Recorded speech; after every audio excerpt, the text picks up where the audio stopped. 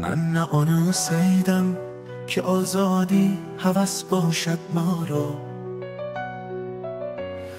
از قفس گویم نفس تا در قفس باشد ما را.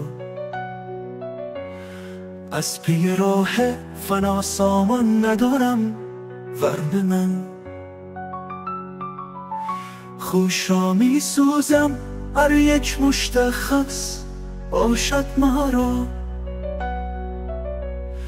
بر سراپای دلاویزت نمی پیچم چو زلف، قانعم زان هر دو لب یک بوسه بس باشد مرا.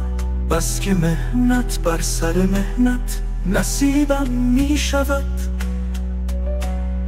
بیم دام راه در کنج قفس باشد مرا. گر سرم راه از سامانی همه سودای توست. نخداغ از در به چیزی دسترس باشد مرا. ترک سر کردم که از مردم نبینم درد سر. از نفس بیزارم هر یک هم نفس باشد مرا. کار عالم گر همه آزار من باشد کلیم.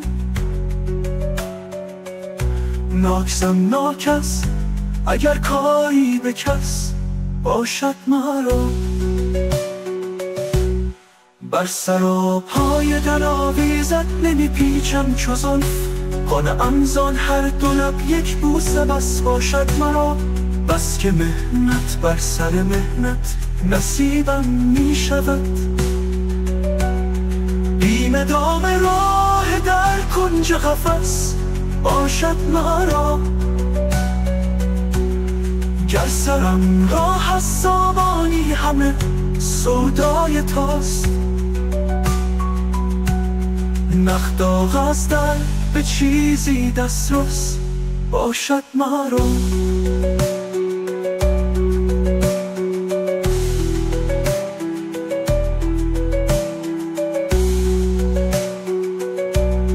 ترک سر کردم که از مردم نبینم درد سر.